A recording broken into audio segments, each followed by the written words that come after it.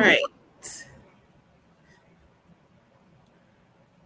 Okay, so welcome everyone.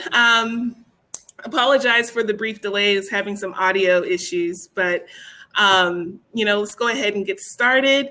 I'd like to welcome everyone that's come today to join today's session on how do I find mentors while in graduate school. My name is Dr. Leah Banks, and I work in the Life Design Lab, where I am the Life Design Educator for BME undergrads. And today I will be the moderator for this panel. In a moment, I will give a brief introduction of each of our panelists, and then we'll jump into the mentorship questions. I will leave time at the end for your questions in the audience, but I encourage you to use the chat feature by asking any questions there. This session will end at 1:50. And now some information about our panelists. So today we have Dr. Princy Parsana, who is a bioinformatics scientist at Guardant Health. We have Matt Hurlock, who is a PhD student in biology, and Alexandra Lossada, who is a PhD student in English. And so before we jump into those mentorship questions, I'd like for our panelists to give a brief overview of your day-to-day activities in your current role. And we'll start with Dr. Parsana. Hi, I am a bioinformatics scientist, as Leah mentioned, and my day-to-day role usually involves developing and applying machine learning models for cancer diagnostics. Thank you, and I'm excited to be here. Sandra, we'll have you go next. So my day-to-day role is basically just writing and researching for my dissertation, because that's the phase of the project, I guess, of the process that I'm in. Cool. And I can jump into, so thank you for the introduction, Leah. So like she said, I'm a PhD student in the biology department. And my day-to-day is what you would expect from a lab rat. I'm in the lab every day doing experiments. A little bit of deviation, Zoom makes it so that I do some meetings and other things throughout the day, but for the most part, it's spent at the bench, troubleshooting the experiments that may or may not be working depending on the day. Matt, to follow up on that, the first question that I have, being that you guys have pursued this, academic path of going into a doctoral program, what mentors led up to, influencing that decision, whether that was in undergrad or before you even started college? Yeah, so it definitely was, at least for me, a very undergrad mentor-driven decision. When I went to do my undergrad, I did it in biochemistry with the intention of going to medical school. And I started doing undergraduate research because I was told by kind of the career advancement folks that's what people do when they're getting ready to go to med school. And what I found in doing that work and working with the professor that was my undergrad principal advisor was that I really liked doing the research part of it. And my reasoning was I could help more people being the person that invents anesthesia rather than being an anesthesiologist, if that makes sense. So her guidance was really valuable from the lab work side of things. She really showed me how to think like a scientist, write like a scientist, all those different aspects. And then from the academic side of things, I was very fortunate to also connect on many levels with one of my first year instructors. I ended up TAing for him for 3 years, and we had a really awesome relationship there too. So fostering both of those relationships was really important for this decision to go to grad school and pursue a PhD. Andrew?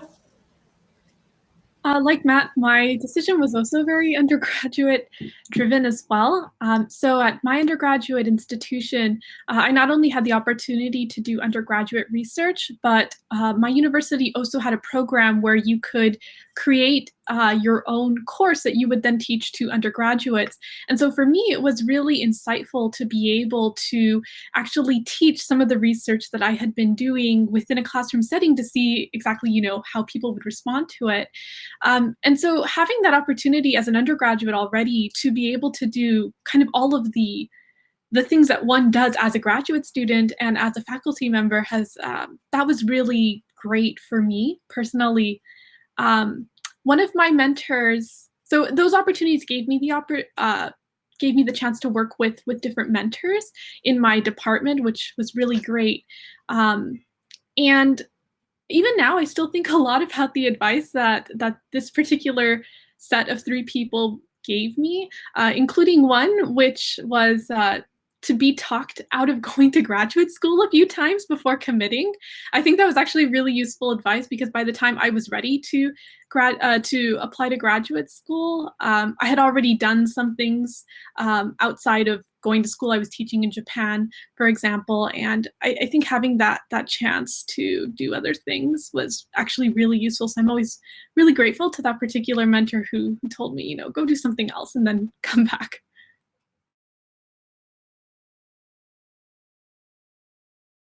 And how about you, Dr. Prasanna? For me, the experience was a little different from Matt and Alexandra. As an undergraduate, I did not want to go to grad school. And my undergraduate degree was in biotechnology, so it was a lot of lab work, and it made me feel that I was very caught up. My time was decided by the experiments, and I couldn't really have that flexibility, and that's what started making me feel that, oh my God, I don't think I can do this for another 5-6 years of my life. And instead, I used to enjoy writing computer programs. And what I did was, after an undergraduate degree in biology, biotechnology, I moved and did my master's in bioinformatics at Hopkins. And that is when the program started laying foundations for different concepts important to do computational biology research. And during my master's program, I interned with a lab in Boston. And over there, I had really good 3 mentors. So I was essentially assigned as an intern, as a joint intern between 2 labs. So there were 2 PIs, and there was a postdoc who was mentoring me on getting research done. And this was my first research experience ever. And the patience that the postdoc showed, and at the same time, the amount of learning that happened, just opened doors for my thinking that there were so many things that you could do. There's so much unknown. And that is when I would say the spark of going to grad school started. It was like, this is something I would like to do and I would enjoy doing for 5-6 years or even my career. And that work was in a cancer genomics lab. And interestingly, I'm continuing on the same path even now. So nice to hear the commonalities amongst all of our paths in pursuing a PhD, and identifying those mentors and being exposed to things that kind of just opened our eyes to all of the opportunities out there. Mm-hmm. Alexandra, the next question I'd like to ask, what advice could you give to students as they're selecting mentors? What qualities should they be mindful of in selecting someone to be their mentor?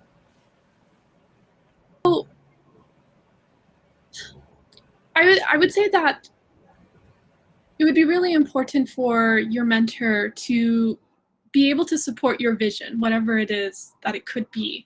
So in my particular case, there are actually no specialists in what I'm working on in my department. And so that aspect, that kind of being able to share what my vision is and having that support and thinking about other ways to reach, that vision, I think is really, really important. And I also, for me, it's really important that I can get along with my mentor, both in an academic setting and outside of an academic setting as well. I think one of the things I love about my mentor at Hopkins is that, pre-COVID, we used to go out to eat from time to time, and being able to just talk about our lives, I think really kind of filters back into the academic setting where we can kind of understand where we're coming from when we're talking about various things. So I would say, if there's someone who specializes in your work, that's really great and that's an advantage, but it's okay if that person doesn't, as long as they support what it is that you want to complete at the university. That's, I think, a sign of a really great mentor, someone who's actually willing to be flexible and to come up with different ways to help you get there.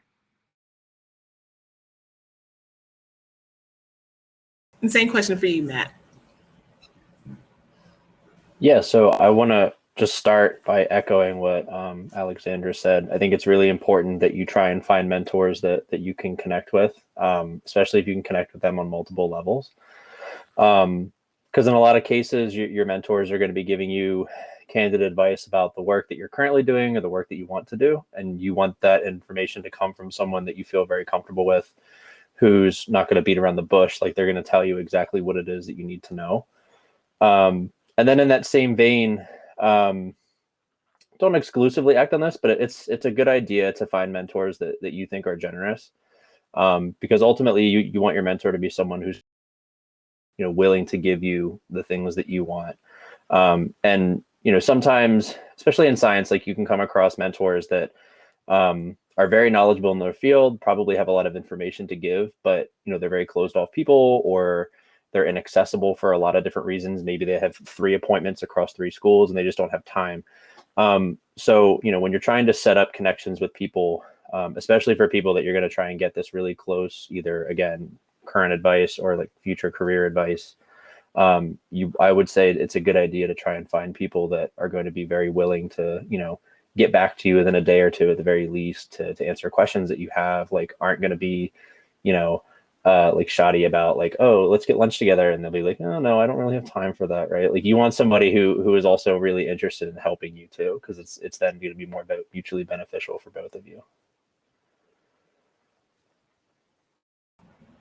And so just as much as a mentorship relationship is a two-way street, Dr. Prasanna, what are qualities that I guess advice that you could give to students as far as the qualities they should exude in that mentorship relationship as a mentee? I would emphasize one thing. When you start grad school, it's often you start looking for a lot of mentorship and dependency on just your advisor. And being a mentor is hard. It's a lot of pressure for the person who's providing you advice, who's trying to help you get connected, trying to give you different directions in the field, and also advising you on the science and research. And it's an important piece in identifying the right mentor. I would again echo with what Matt and Alexandra said. There's no no definition of what would be good qualities. Good qualities for identifying in a mentor-mentee relationship is the one where your thoughts align with your mentor, where you have an understanding or have similar line of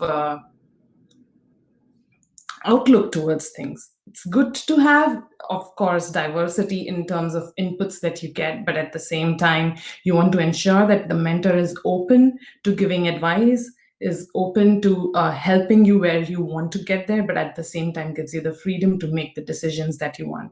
And I think I was really lucky in that sense. In my grad school, like, I had amazing mentors, including my advisor, who I was really confused at multiple points during grad school if I wanted to go down the academic path versus the going down like research and industry.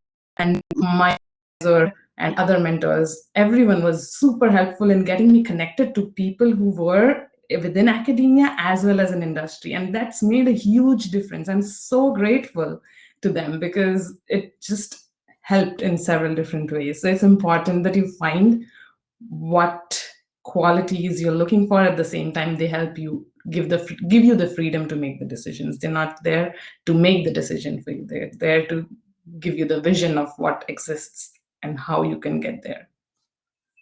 It's a great point that you talked about as far as making connections outside of like academia for mentorship. So, you know, during your own respective journeys in your doctoral programs, you formulate this committee of faculty members to pretty much just guide you through your program. Outside of that committee of instructors, how did you guys identify mentors, whether that was, you know, in other academic departments or in industry?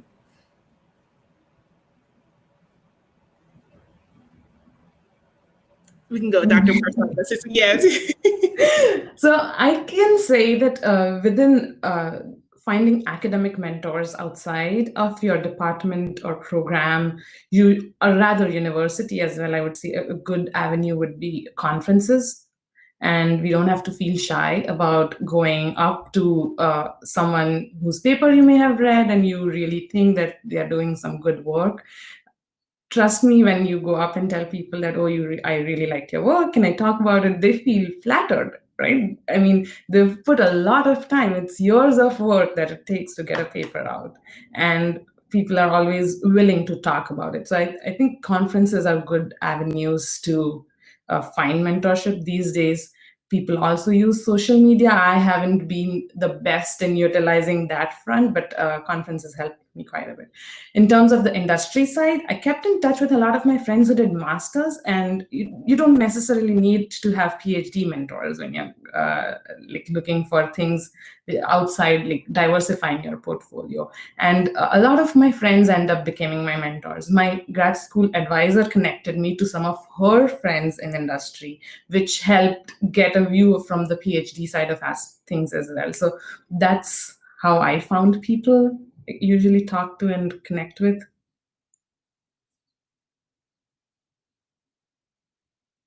And Alexandra, where are some, I guess, places that students could identify mentors outside of the academic setting? And have you guys ever used like LinkedIn or social networks to build your network of mentors? Yeah, I think, I first want to echo what's been said already. Conferences are also really good because especially if you go to the big conferences, you're going to have opportunities to connect with mentors that are outside your field in a lot of different ways. For example, I went to ASCB when we were still able to go to ASCB in person, and connected with some people that are doing consulting now. It's not necessarily something that I expected to find when going to the conference, but was definitely able to get in touch with those people, and I still keep in touch with some of them now. And yeah, especially nowadays, especially if you're an introverted person like me, it takes a little bit of extra effort to get onto the social media platforms and really leverage those to your advantage. What I will say is it seems like because of the nature of what's been going on, people are a lot more responsive to that strategy now. They're expecting people to reach out on LinkedIn, through email, those kinds of things. And really, it's one of those, if you have someone that you want to get in touch with, don't be afraid to reach out with them. The worst thing they're going to do is not respond or tell you no. And 99% of the time, that's not the case, especially if they have some commonality. Either they're a former graduate of the lab that you work in, or a former graduate of like a collaborator even, or they graduated from Hopkins. Those are all really easy ways to get in touch with someone and start to develop that relationship.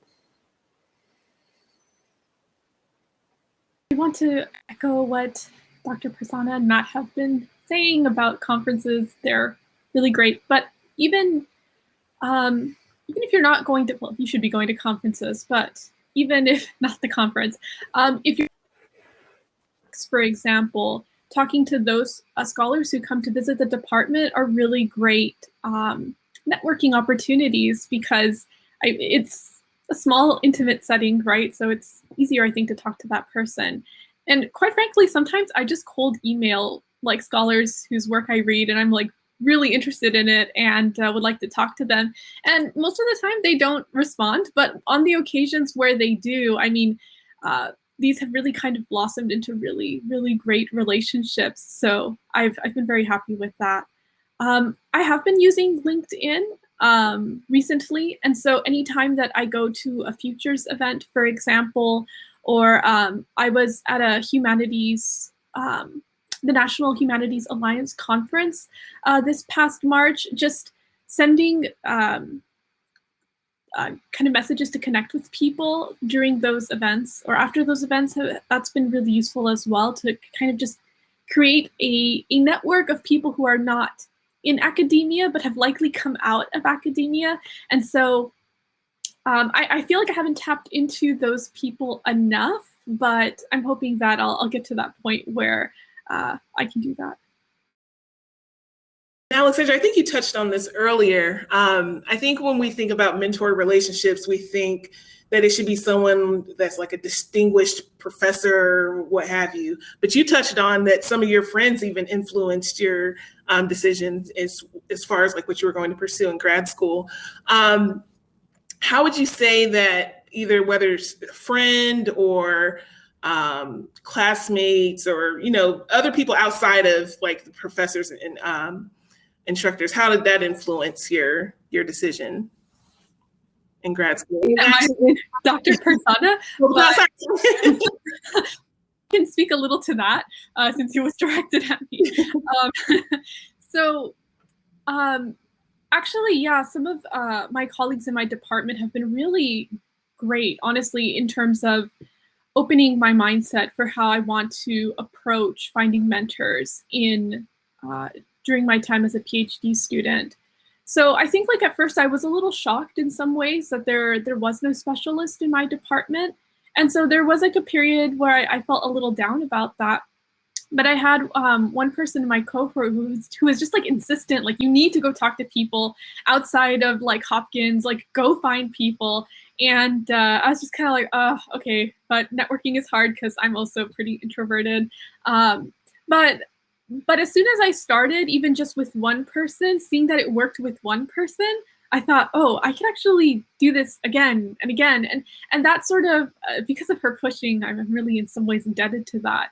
I've been able to find people who are specialists and talk to them and then bring that information back to when I'm talking to my advisor, right? And we discuss, you know, to what degree we want to kind of incorporate that information, or does this really fit with what it is that I'm doing, and that kind of thing. So that has been really, really useful.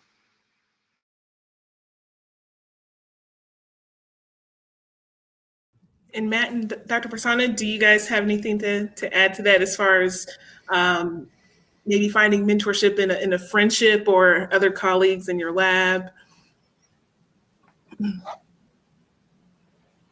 Yeah, I think it's a very good point to definitely not assume that a mentor needs to be someone who's super advanced in their career. A lot of the mentors that I have right now are 2 years ahead of me in terms of like the program, right? Like they've just graduated. And I think one of the reasons it's really important to have both advanced career mentors as well as people that are new starting out.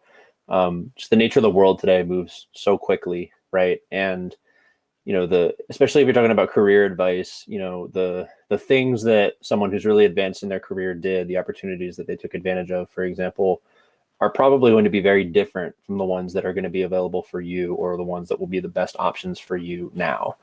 So, you know, your younger mentors are going to be the ones that are going to have a lot more of that relevance, a kind of a harsh word, but like it's going to be a really relevant insight in that case.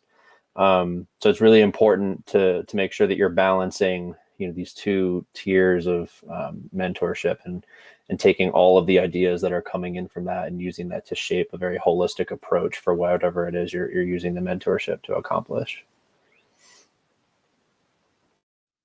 I also think mentors out of friendship have a lot of value to offer, which is they know you as an individual, and often there's no, like, you don't have to worry or fear about judgment, because if you are in a difficult situation and you don't know how to handle that particular instance, you can go talk to friends who have experience. Like, I have friends who've been working in the industry for 5 years, 7 years, 10 years, while I have friends who are grad school. Like, I know them from my days of masters. They're still my age, but at the same time, they have those experiences built up, and they can guide you in the right direction in a way that will be tailored to your personality as well, because you've known them for 8-10 years, which is a lot of time. And so I guess to follow up on that, as far as thinking about a mentor relationship with your PI, For students who are just starting out in their graduate school journey, what advice can you give to them for them to make the most of that mentor relationship in that first year or two? Dr. Prasanna, we'll start with you. I would say one important piece, even before first year, would be to identify the right fit.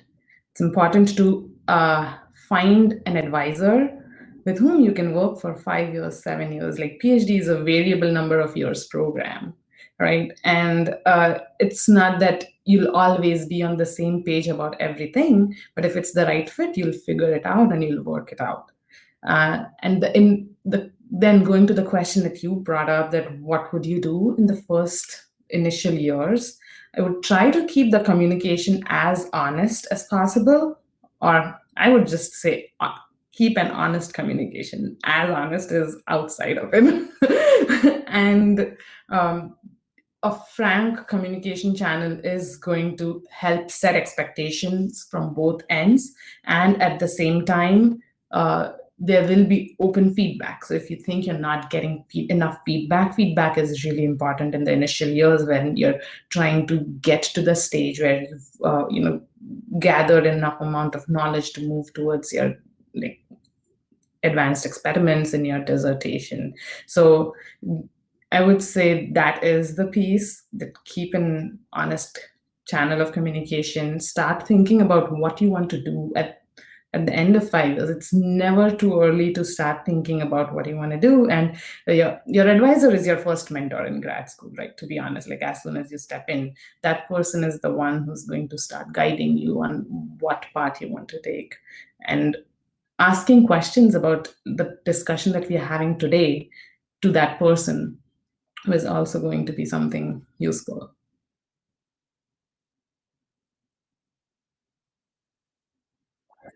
Matt, would you like to add anything to that? Yeah, I can build on that just a little bit. I think it's definitely important to really establish as healthy a relationship early on as you can. I mean, like Dr. Prasanna said, there's a wide range of personalities for your research mentors, for example, and finding the right one is really important. And I think some of the questions that you should be really upfront about are, the typical ones: how much time do you expect me to be in the lab? Like, what are your travel things like? But also, being very upfront with what your career goals are. I think especially nowadays, it's becoming a lot less taboo to suggest that you won't become a university professor, and PIs being okay with that. The main reason that that's very important is because, one, even though your PI has gone down the academic track, you would be surprised how many people they know that didn't, and people that they may be able to directly connect you with.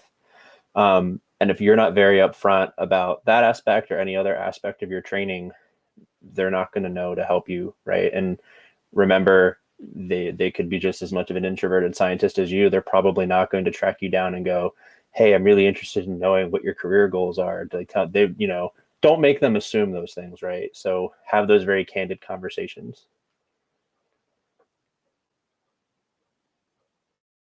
And Matt, that's a really great point. It leads me to my next question. Being in grad school or just any, career field or on your career path, you can struggle with imposter syndrome. So for students who may feel like they want to pursue something else outside of academia, but feel confined to staying in academia because they don't want to let down their PI, what advice can you give to students that are somewhat in that struggle of maybe not feeling comfortable having that conversation with their advisor, or how they could even tap into other mentors in their circle? Yeah, I think that's a really important point. For example, what you're doing right now, I think, is something that is very important for people looking to step outside the quote unquote traditional track. The university has so many different career resources for PhD students and advanced degree students in general, to kind of give you exposure to paths that you may not have considered. So if you're still in the stage where you're working on discovery, definitely lean on those types of resources. Use very basic Google searches to be like, what can a PhD student do? There's aptitude surveys that exist that, if you're not considering doing academia, they'll give you a readout of different careers that PhD students go on to do with your particular skill sets. So leveraging those things are really important to make sure, one, if you're struggling with whether or not academia is the way that you want to go, you might either get confirmation that, yeah, you're on the right path, or, you're going to get some really interesting alternatives you may not have considered. And then once you identify those things, just leveraging a lot of the stuff that we've already talked about to, introduce yourself to people in those fields, communicate with them as much as you have time for, and, just taking their advice one day at a time, building the skills necessary if you do think that you want to make a career change. But the other overarching thing here too is a lot of the skills that we just inherently get as PhD students, regardless of what field we're in, are applicable for a very wide range of industries. So don't assume also that because, like, consulting is a really good example. Firms are hiring PhDs in all different backgrounds, even though none of us have any knowledge whatsoever of business, right? And it's because of that problem solving aspect that every PhD student has to do at some point in their training. So, there's always ways for you to leverage your experience to fit whatever role it is you're looking for. And the more time that you give yourself to know what that career path is, the more you can work on that. But don't assume that you can't do something. Prasanna or Alexandra, do you guys have anything to add to that?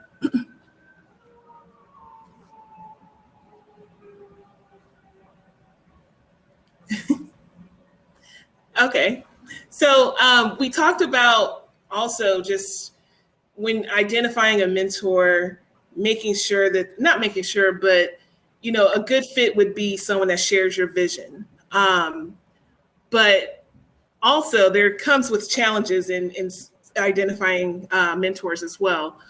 What advice could you give to students who may have identified a mentor, but they've either outgrown that mentorship relationship or just don't feel like it's a good fit? What advice could you give to them as to how they can navigate that?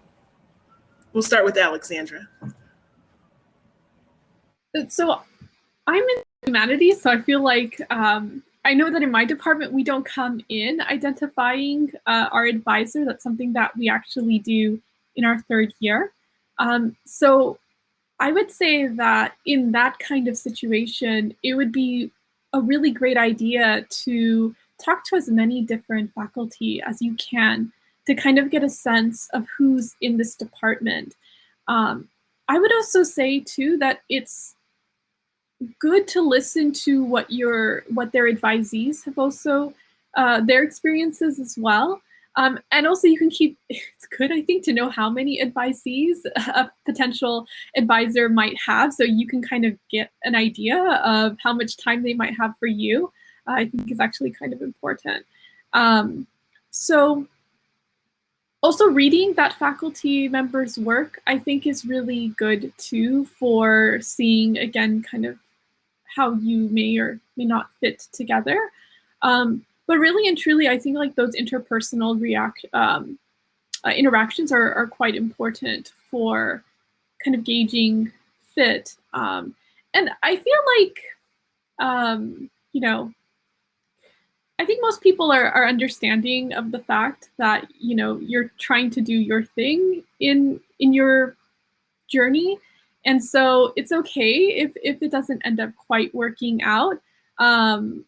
But maybe that's a different thing altogether.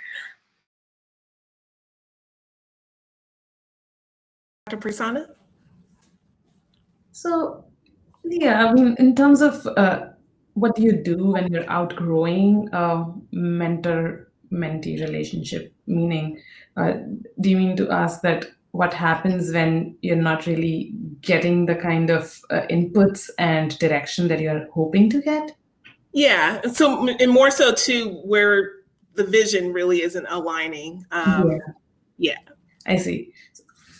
I would say there can be times when that can happen, right? Like, we are all different people, and it goes back to the point that when you're trying to find mentors or trying to connect with people, it's important to consider, like this quality, I would essentially say, is that you get the direction, you get the inputs, but you still have the freedom to decide your path. And that's critical for a good mentor-mentee relationship, that, that they are there, we are there to help them, but not make decisions for them. And if it's not working out, or if there's something which you're unhappy with, that's okay. That's totally fine. It's always take it as someone else's vision, and that's the reason you have mentors, so that they can give you an alternate view to things than what we have ourselves, or people like similar thinking of line may have. So always probably try taking it as a diversified view, which may not necessarily align with what you want to do, and to not feel pressured into doing what advice you get. Yeah, I think I can add a little bit to that as well. So like everyone said, I mean, if we're talking about, your research mentor, like your PhD mentor, naturally there's going to be points where you disagree with each other. I think in that sense, definitely think about whether or not compromises can be made. Obviously, this is very situational, but that's one of the skills that you're developing as a PhD student, is learning how to communicate with people and work through those types of problems the same way you're working through whatever your research problem is. And then from the standpoint of mentors that aren't necessarily, your direct advisors, one thing I would encourage is really look at the relationship that you have to really be sure that that you actually don't feel that you're getting anything out of it anymore. Like we've talked about, there's a lot of things that people can offer beyond what you think someone's immediate expertise is. And if you ultimately decide that, like, for example, you reached out to someone to teach you about a field and you were excited about it for a year, and now you've decided you don't actually want to do that anymore. Don't treat them like I think we all treat like the people we graduated high school with, for example. Like, don't just cut ties with them and never talk to them again. They could have things that are very useful to offer you at some point in the future. Even if it's something as simple as introducing you to someone else that they know for something adjacent. You definitely want to continue to nurture those relationships, because the other thing to keep in mind is they've probably been giving you a lot of value in terms of helping to guide a career. And even though you've ultimately chosen not to do something where you feel that those things have benefited you, you still want to be able to pay them back for that effort. So maintaining those relationships, I think, is very important. Actually, 100% agree with that. With keeping in touch is the key, because they've already mostly mentors are seniors, like either in the program or in the field, and their time is crucial, and they've invested their time. They've given a lot of themselves into your development.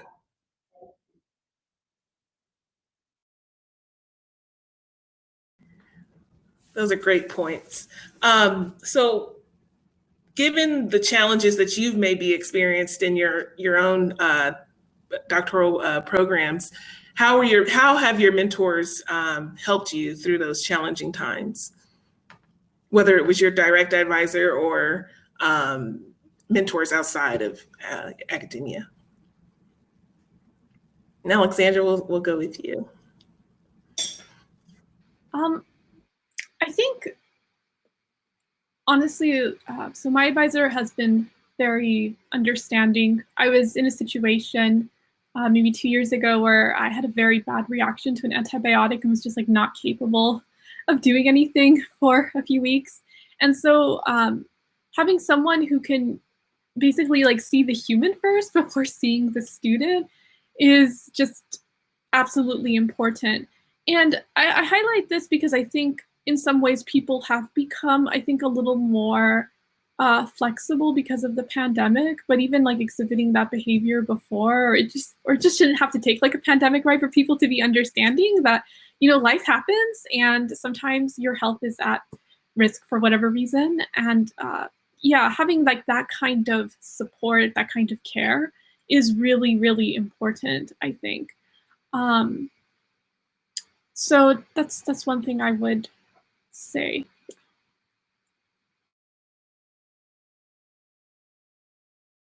Yeah, I can jump in and talk about that too. So kind of in that same vein, even though a lot of your direct mentors, like your research advisors, may seem like they're very intense in terms of the research is concerned, they are still people, right? So there have been times where I've had to tell my boss, like, I need some space. Like, let's not have a weekly meeting for the next week or two. Just give me some time to get this sorted out.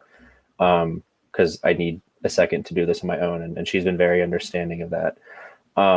So you'd be surprised in a lot of instances when you're very real with someone like that, how they will respond the way that you would actually want them to, which is important.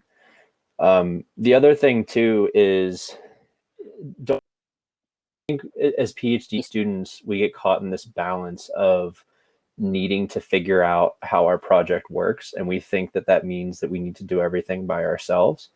And that's definitely not true.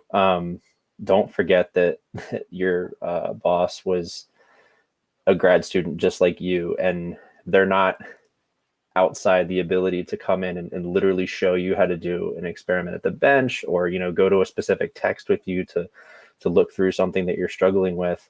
And quite honestly, at least from my experience, they get way more excited about doing that than they do the other bureaucratic stuff that they have to do. So definitely lean on them for that as well, because they will often, regardless of what your challenge is, they will often have very relevant advice, whether it's directly attacking whatever the problem is, or, you know, giving you some personal direction to then deal with that. I echo with both what Alexandra and Matt said. Just to add a bit to an example I can share about my grad school experience, which I said that when I was starting off grad school, 1 year into, early on, after a wonderful internship program, I thought I wanted to become a university faculty. And that was the case until fourth year of my program. So that was until quite late. And it was around that time that I started questioning, do I really want to do this? Do I really want to be a postdoc for another 3 or 4 years? And it's an important question, and the commitment that one makes, because the value that will come out of it is going to be more useful towards the faculty direction versus the industry path. And I had an honest conversation with my advisor, and she was very, very supportive. She'd always been very open, even within the lab, that she's going to support students going either of the career paths. But she helped connect me to some of her colleagues who are in industry. She also gave me the opportunity to attend several conferences, which are more academic driven conferences where you apply and then there's a selection process that goes through it. And she was super supportive in giving me a good view of both sides of things and investing into it, because when I was going to those conferences, that was her support and funding which helped me get there. And I'm extremely grateful for that opportunity and for that exposure that I got, because it helped me make an informed decision when I did. So we have about 3 minutes left. So I'd like to see if we could wrap this up in a take-home message from each of you that you could give to our graduate students who are listening today. So starting with Dr. Parsana, if you could just give a take-home message on students identifying mentors in grad school. I would say look for a good fit. That's very, very important. Clear communication, frank, honest communication is the second piece. And the final take-home message, I would echo with what Matt said. The burden of intelligence is not on your shoulders. It's collaboration.